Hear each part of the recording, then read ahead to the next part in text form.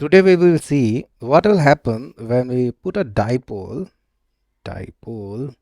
in an electric field or uniform electric field.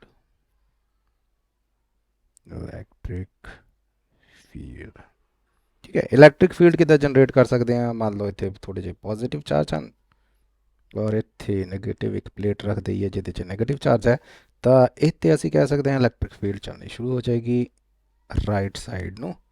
ਔਰ ਅਸੀਂ ਇਹ ਮੰਨਿਆ ਹੋਇਆ ਹੈ ਕਿ ਇਹ यूनिफॉर्म है। यूनिफॉर्म का मतलब की है कि हर जगह सेम है, इत्थे भी सेम है, इत्थे भी सेम है, इत्थे भी सेम है। हाँ, ये प्लेटां की टेंशन ना लो कि कोल आ गया सा ज़्यादा शक्ति होएगी। इत्थे असी मानना है कि यूनिफॉर्म है, तो ये जो पॉजिटिव चार्ज लाए हैं इन्हां दी जरूरत सानू नहीं है। मान लो जो वैक्टर सीधे सीधे जा रहे हैं ना, इसका मतलब यूनिफॉर्म इलैक्ट्रिक फील्ड है, प्रभाव जड़ा है हर जगह सेम है। ਹੁਣ ਇਸ ਇਲੈਕਟ੍ਰਿਕ ਫੀਲਡ 'ਚ ਜੇ ਅਸੀਂ ਆਪਣਾ ਡਾਈਪੋਲ ਪਾ ਦਈਏ, ਵੀ ਡਾਈਪੋਲ ਕੀ ਹੁੰਦੇ ਆ, ਦੋ ਪੋਲ ਹੁੰਦੇ ਹਨ। ਮੰਨ ਲਓ ਮਾਈਨਸ ਕਿਊ ਇੱਥੇ, ਪੋਜ਼ਿਟਿਵ ਕਿਊ ਇੱਥੇ ਹੈ ਨਾ, ਵਿਚਕਾਰ ਡਿਸਟੈਂਸ ਮੰਨ ਲਓ ਏ ਦਾ, right. So this is a ਡਾਈਪੋਲ। ਇਹਨੂੰ ਅਸੀਂ ਪਾਇਆ ਹੋਇਆ ਹੈ यूनिफॉर्म इलैक्ट्रिक फील्ड च। डायरैक्शन की है बेटा, हुण जिहड़ी हिंदी की कॉपी है पिछे तुहानूं नज़र आनी होनी लाना इधर नूं है, ठीक है। यानी कि मैं बना के दिखावा तो थोड़ा गंदा जो हो जाना डायग्राम। इधर नूं इदां इलैक्ट्रिक फील्ड है, ये बिल्कुल बराबर होणगियां जिवें हिंदी की कॉपी दी लाणा होंदियां हन, वो यूज़ कर लैणियां हन, ठीक है। तो हुण सानूं पुछया जा रहा है इहदे नाल की होएगा, दस सकदे हो की होएगा। जे तुहानूं इलैक्ट्रिक फील्ड नाल नहीं पता लग रहा तो याद रखना असीं की इमेजिन कीता सी, इत्थे पॉजिटिव चार्ज है, इत्थे नैगेटिव चार्ज है, तां ही इलैक्ट्रिक फील्ड राइट साइड नूं आ रही होणगियां, पॉजिटिव टू नैगेटिव जांदियां हन। तो ये नाल की होएगा सर, ये पॉजिटिव चार्ज है, इनू इधर नूं धक्का लगेगा।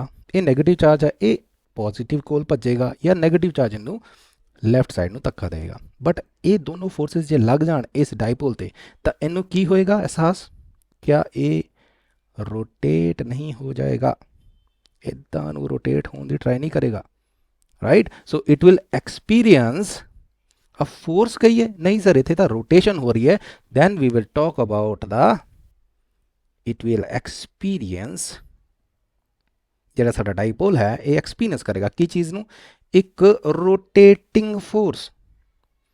ਰੋਟੇਟਿੰਗ ਫੋਰਸ ਜਿਹੜੀ ਫੋਰਸ ਰੋਟੇਸ਼ਨ ਤੇ ਮਜਬੂਰ ਕਰੇ, ਇਹਨੂੰ ਘੁਮਾਉਣ ਤੇ ਮਜਬੂਰ ਕਰੇ, ਔਰ ਉਹਨੂੰ ਅਸੀਂ ਕਹਿੰਦੇ ਆ ਰੋਟੇਟਿੰਗ ਫੋਰਸ ਨਹੀਂ ਕਹਿੰਦੇ, ਉਹਨੂੰ ਅਸੀਂ ਕਹਿੰਦੇ ਆ torque. It will experience a torque. ਹੁਣ ਸਾਡਾ ਕੁਐਸਚਨ ਹੈ then how much it will be, ਕਿੰਨੀ ਕੀ ਟਾਰਕ ਲੱਗੇਗੀ, ਰਾਈਟ। किस चीज़ों पर डिपेंड करेगी। देखो फॉर एग्जाम्पल जे मैं तुहानूं पूछां इनू मैं इदां कर देवां तो टॉर्क ज़्यादा लगेगी घट, अच्छा इदां रख देवां सीधा सीधा ज़्यादा लगेगी घट, इदां एंगल ते रखां ज़्यादा लगेगी घट। ये सानूं हुण क्वेश्चन पूछ रहा, ये वास्ते सानूं डेरीवेशन करनी पैनी है जिहड़ी बहुत ही सिंपल है।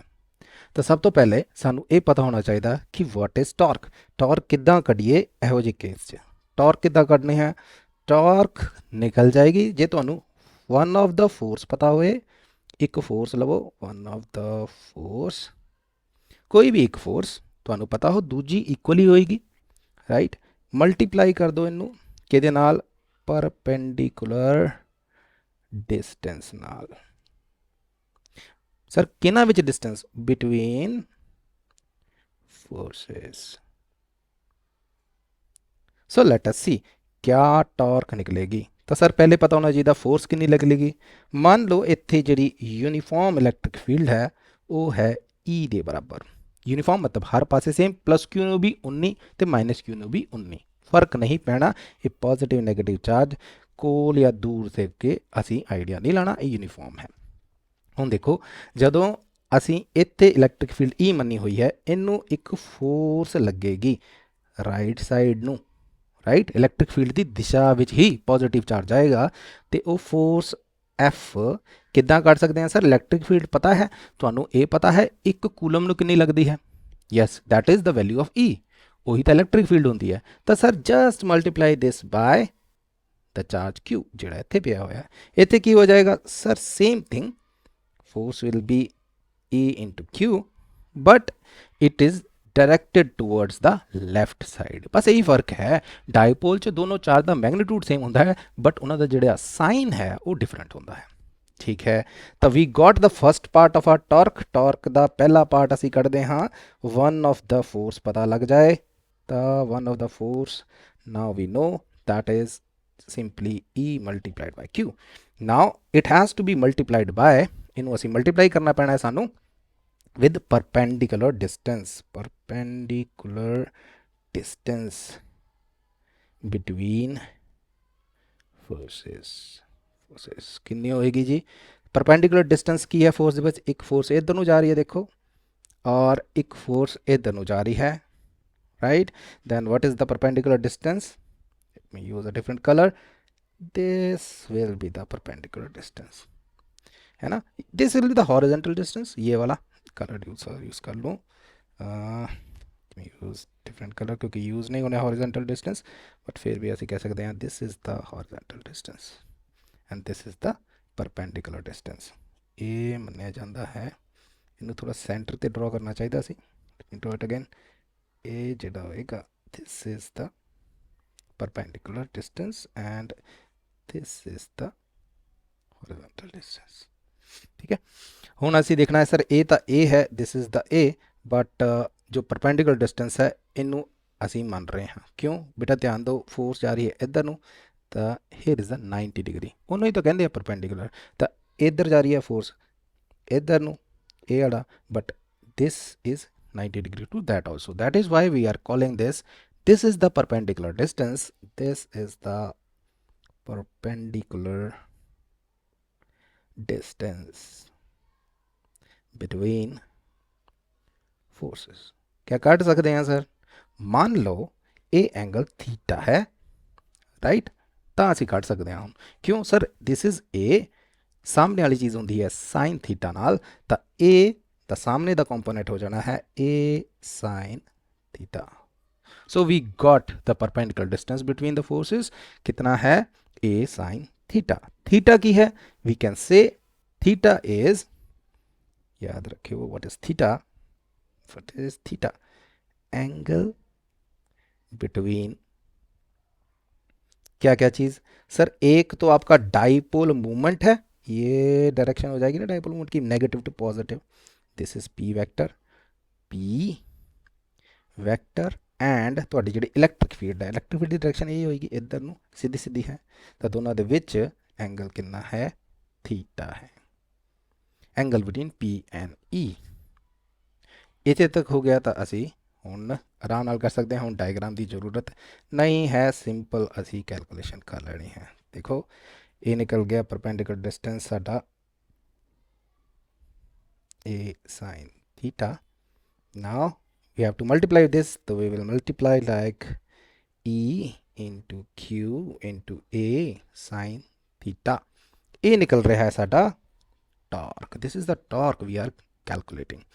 सो Q और A मल्टीप्लाई कर दीए तो की मिलता है? यही तो डाइपोल मोमेंट की परिभाषा होती है, charge multiplied by distance between the charges.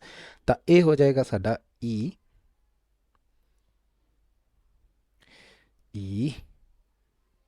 P sine theta is equal to torque, या इनू वैक्टर फॉर्म च लिखना होए तो असी कर सकते हैं torque vector is equal to P vector, जेड़ा असी दे रहे हैं डाइपोल मोमेंट की direction cross E vector. So this is the expression we want.